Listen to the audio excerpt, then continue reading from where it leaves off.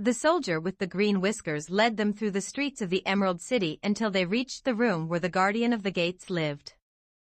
This officer unlocked their spectacles to put them back in his great box, and then he politely opened the gate for our friends. "Which road leads to the Wicked Witch of the West?" asked Dorothy. "There is no road," answered the guardian of the gates. "No one ever wishes to go that way." How then, are we to find her?" inquired the girl. "That will be easy," replied the man, "for when she knows you are in the country of the Winkies she will find you, and make you all her slaves." "Perhaps not," said the Scarecrow, "for we mean to destroy her." "Oh, that is different," said the guardian of the gates. "No one has ever destroyed her before, so I naturally thought she would make slaves of you, as she has of the rest. But take care, for she is wicked and fierce and may not allow you to destroy her. Keep to the west, where the sun sets, and you cannot fail to find her." They thanked him and bade him goodbye, and turned toward the west, walking over fields of soft grass dotted here and there with daisies and buttercups. Dorothy still wore the pretty silk dress she had put on in the palace, but now, to her surprise, she found it was no longer green, but pure white. The ribbon around Toto's neck had also lost its green color and was as white as Dorothy's dress. The Emerald City was soon left far behind. As they advanced, the ground became rougher and hillier, for there were no farms nor houses in this country of the West, and the ground was untilled. In the afternoon the sun shone hot in their faces, for there were no trees to offer them shade, so that before night Dorothy and Toto and the lion were tired, and lay down upon the grass and fell asleep, with the woodman and the Scarecrow keeping watch. Now the Wicked Witch of the West had but one eye, yet that was as powerful as a telescope, and could see everywhere. So, as she sat in the door of her castle, she happened to look around and saw Dorothy lying asleep, with her friends all about her. They were a long distance off, but the Wicked Witch was angry to find them in her country, so she blew upon a silver whistle that hung around her neck. At once there came running to her from all directions a pack of great wolves. They had long legs and fierce eyes and sharp teeth. "Go to those people," said the witch, "and tear them to pieces." "Are you not going to make them your slaves?" asked the leader of the wolves. "No," she answered, "one is of tin, and one of straw, one is a girl and another a lion. None of them is fit to work, so you may tear them into small pieces." "Very well," said the wolf, and he dashed away at full speed, followed by the others. It was lucky the Scarecrow and the woodman were wide awake and heard the wolves coming. "This is my fight," said the woodman, "so get behind me and I will meet them as they come." He seized his axe, which he had made very sharp, and as the leader of the wolves came on, the Tin Woodman swung his arm and chopped the wolf's head from its body, so that it immediately died. As soon as he could raise his axe, another wolf came up, and he also fell under the sharp edge of the Tin Woodman's weapon. There were 40 wolves, and 40 times a wolf was killed, so that at last they all lay dead in a heap before the woodman. Then he put down his axe and sat beside the Scarecrow, who said, "It was a good fight, friend." They waited until Dorothy awoke the next morning. The little girl was quite frightened when she saw the great pile of shaggy wolves, but the Tin Woodman told her all. She thanked him for saving them and sat down to breakfast, after which they started again upon their journey. Now this same morning the Wicked Witch came to the door of her castle and looked out with her one eye that could see far off. She saw all her wolves lying dead, and the strangers still traveling through her country. This made her angrier than before, and she blew her silver whistle twice. Straightway a great flock of wild crows came flying toward her, enough to darken the sky. And the Wicked Witch said to the King Crow, "Fly at once to the strangers, peck out their eyes and tear them to pieces." The wild crows flew in one great flock toward Dorothy and her companions. When the little girl saw them coming she was afraid. But the Scarecrow said, "This is my battle, so lie down beside me and you will not be harmed." So they all lay upon the ground except the Scarecrow, and he stood up and stretched out his arms. And when the crows saw him they were frightened, as these birds always are by scarecrows, and did not dare to come any nearer. But the King Crow said, "It is only a stuffed man. I will peck his eyes out." The King Crow flew at the Scarecrow, who caught it by the head and twisted its neck until it died. And then another crow flew at him, and the Scarecrow twisted its neck also. There were 40 crows, and 40 times the Scarecrow twisted a neck, until at last all were lying dead beside him. Then he called to his companions to rise, and again they went upon their journey. When the Wicked Witch looked out again and saw all her crows lying in a heap, she got into a terrible rage, and blew 3 times upon her silver whistle. Forthwith there was heard a great buzzing in the air, and a swarm of black bees came flying toward her. "Go to the strangers and sting them to death," commanded the witch, and the bees turned and flew rapidly until they came to where Dorothy and her friends were walking. But the woodman had seen them coming, and the Scarecrow had decided what to do. "Take out my straw and scatter it over the little girl and the dog and the lion," he said to the woodman, "and the bees cannot sting them." This the woodman did, and as Dorothy lay close beside the lion and held Toto in her arms, the straw covered them entirely. The bees came and found no one but the woodman to sting, so they flew at him and broke off all their stings against the tin, without hurting the woodman at all. And as bees cannot live when their stings are broken, that was the end of the black bees, and they lay scattered thick about the woodman, like little heaps of fine coal. Then Dorothy and the lion got up, and the girl helped the Tin Woodman put the straw back into the Scarecrow again, until he was as good as ever. So they started upon their journey once more. The Wicked Witch was so angry when she saw her black bees in little heaps like fine coal that she stamped her foot and tore her hair and gnashed her teeth. And then she called a dozen of her slaves, who were the Winkies, and gave them sharp spears, telling them to go to the strangers and destroy them. The Winkies were not a brave people, but they had to do as they were told. So they marched away until they came near to Dorothy. Then the lion gave a great roar and sprang towards them, and the poor Winkies were so frightened that they ran back as fast as they could. When they returned to the castle, the Wicked Witch beat them well with a strap, and sent them back to their work, after which she sat down to think what she should do next. She could not understand how all her plans to destroy these strangers had failed, but she was a powerful witch, as well as a wicked one, and she soon made up her mind how to act. Questions. 1. What detail in Para 1 might hint at the Emerald City's desire to control appearances? A. The soldiers' polite opening of the gate. B. The existence of the guardian of the gates. C. The spectacles being temporarily taken from visitors. D. The description of the soldier's green whiskers. 2. What does the guardian of the gate's first response to Dorothy's question reveal about travel to the Wicked Witch of the West? A. It is a very common journey undertaken by many.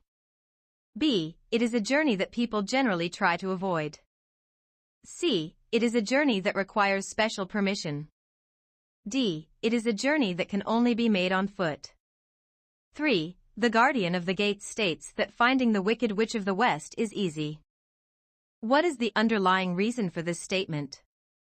A. She has a fearsome reputation and actively seeks out travelers. B. She lives in a grand castle that's easy to spot. C. The Winkies, her servants, will gladly give directions. D. She purposely leaves a clear trail to her domain.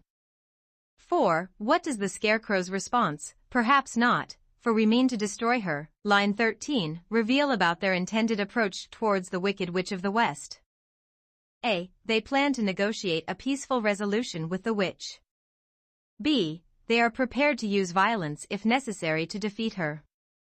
C. They doubt the witch's actual power and believe she's easily outsmarted. D. They are simply seeking information about the witch's weaknesses. 5. The guardian's change in tone with O, that is different, reveals a shift in his perception of Dorothy and her friends. Which option best analyses this shift? A. From passive victims to potential challengers. B. From naive wanderers to skilled warriors. C. From figures of pity to objects of fear. D. From allies of the witch to her unexpected enemies. 6. How does the guardian's statement, no one has ever destroyed her before, line 15, function within the narrative. A. It foreshadows the challenges Dorothy and her companions will face. B. It reveals a hidden weakness of the Wicked Witch. C. It expresses the Guardian's personal fear of the witch. D. It suggests the witch is a relatively new arrival in the West. 7. How might the interpretation of the warning to take care reflect the intentions or concerns of the Guardian? A. Expressing sympathy for their difficult task. B. Offering a veiled threat about the consequences of failure. C. Simply reminding them to be cautious travelers. D. Secretly hoping they can defeat the Wicked Witch. 8. By mentioning the witch's actions towards others, does the Guardian's tone imply a particular sentiment or feeling? A. Resignation about the inevitable fate of travelers. B. Indifference towards those enslaved by the witch. C. Surprise that anyone would want to challenge her. D. Secret admiration for the power the witch wields. 9. What does the Wicked Witch's swift detection of Dorothy's presence suggest about her character? A. Highly observant and vigilant. B. Easily angered by any invasion. C. Desperate to find intruders for companionship. D. Eager to prove her dominance by attacking strangers. 10. What does the transformation of Dorothy's dress and Toto's ribbon primarily symbolize? A. The fading protection the Emerald City offered them. B. Their growing connection to the natural world of the West. C. The Wicked Witch's magical influence spreading. D. The physical toll of their difficult journey. 11. What does the word surprised, line 18, used to describe Dorothy's reaction imply? A. Expected this change to occur as they journeyed. B. Didn't understand the reason for the transformation. C. Found the changed colors more pleasing to the eye. D. Feared the loss of color as a sign of weakening power. 12. What is the best interpretation of the contrast between the Emerald City and the West as a symbol of? A. The illusion of safety versus the reality of danger. B. Natural beauty versus unnatural magic. C. Wealth and abundance versus poverty and scarcity. D. Friendship and community versus isolation and loneliness. 13. What specific detail in the passage reveals the harshness of their travel conditions? A. They walked too quickly. B. The sun shone hot in their faces. C. There were no trees to offer them shade. D. They encountered a magical spell. 14. The overall description of the landscape after leaving the Emerald City can be seen as a foreshadowing of what aspect of their journey? A. Increasing difficulty and potential danger. B. Their growing disillusionment with the wizard's power. C. The true colors of the Wicked Witch. D. The discovery of hidden allies living in the West. 15. What does the statement, so that as she sat in the door of her castle, she happened to look around and saw Dorothy, lines 24 to 26, suggest about the witch's utilization of her eye? A. Limited to seeing what she focuses directly on. B. Constant and comprehensive in her own territory. C. Often accidental rather than purposefully directed. D. Only effective when combined with the silver whistle. 16. The witch's discovery of Dorothy and her companions primarily reveals which aspect of her personality? A. Impatience. B. Spontaneity. C. Rage. D. Caution. 17. The passage describes the wolves as having long legs and fierce eyes and sharp teeth, line 28. What are the characteristics of the wolves summoned by the Wicked Witch? A. Predatory and physically powerful. B. Magically enhanced with unnatural abilities. C. Supernaturally intelligent and cunning. D. Hesitant and fearful in their attack. 18. The witch's reply, no, one is of tin, and one of straw, one is a girl and another a lion. None of them is fit to work, primarily indicates what about her perception of Dorothy and her companions? A. Her belief in gender roles limiting the group's usefulness. B. Her underestimation of the potential threat posed by the group. C. Her pragmatic approach when choosing servants. D. Her fear of the Tin Woodman, the Scarecrow, and the Cowardly Lion. 19. When facing danger, which contrasting qualities do the Scarecrow and Woodman represent? A. Courage versus caution. B. Intelligence versus brute force. C. Optimism versus pessimism. D. Loyalty versus self-preservation. 20. What aspect of the Woodman's actions is primarily emphasized by the phrase swung his arm and chopped the wolf's head from its body? A. Relentless determination to protect his friends. B. Unexpected brutality given his outwardly gentle persona. C. Swift and decisive action in battle. D. Reliance on physical strength over strategic thinking. 21. Which literary technique is most prominently used in the phrase "there were 40 wolves, and 40 times a wolf was killed"? A. Metaphor. B. Analogy. C. Repetition. D. Hyperbole. 22. In which order do the following events occur in the passage? I. The Scarecrow is refilled with straw. 2. Dorothy wakes up the next morning. 3. The group continues their journey. 4. The Woodman explains the fight with the wolves. A. I. 2, 3, 4. B. 2, 4, I. 3. C. 3, I. 4, 2. D. 4, 3, 2, I. 23. What does the phrase "the little girl was quite frightened," line 46, suggest about the source of Dorothy's fear? A. The graphic sight of the wolves and their violent deaths. B. The realization that the Tin Woodman is capable of killing. C. The uncertainty of what other dangers might still be lurking. D. The worry that the Wicked Witch will be even angrier now. 24. Upon seeing her dead wolves, the witch's first instinct is to blow her whistle again. This reveals what core aspect of her leadership style? A. A reliance on brute force over strategic thinking. B. A deep connection with and control over the natural world. C. A belief in the loyalty and obedience of those she commands. D. A stubborn refusal to acknowledge defeat or change tactics. 25. How does the fact that the Wicked Witch blows her whistle twice suggest a change in her demeanor or approach? A. Disposition. B. Tactic. C. Resolve. D. Commiseration. 26. What does the image of the crows darkening the sky primarily serve to depict? A. Establish the witch's dominance over the natural world. B. Contrast with the bright colors of Dorothy's dress and Toto's ribbon. C. Create a sense of claustrophobia and inevitable danger. D. Highlight the vulnerability of the Scarecrow, referencing his fear of birds. 27. How does the word choice in the command "tear them to pieces" evoke a particular sense or emotion? A. Savage brutality lacking any finesse or precision.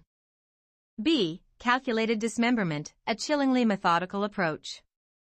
C. Unrestrained anger fueling a chaotic and uncontrolled attack. D. Supernatural power that disintegrates the victims entirely. 28. The word "forthwith" in the sentence "forthwith there was heard a great buzzing in the air" primarily emphasizes which aspect of the Wicked Witch's power? A. The vast number of creatures under her control. B. The unwavering obedience of her servants. C. The fear she instills throughout the land of Oz. D. The unpredictable nature of her attacks. 29. What does the bees' focused attack on the Tin Woodman, despite their inability to harm him, imply about their behavior? A. Lack sufficient intelligence to adapt their strategy. B. Have been specifically commanded to target the Woodman. C. Are driven by a primal instinct rather than complex thought. D. Underestimate the resilience of Dorothy and her companions.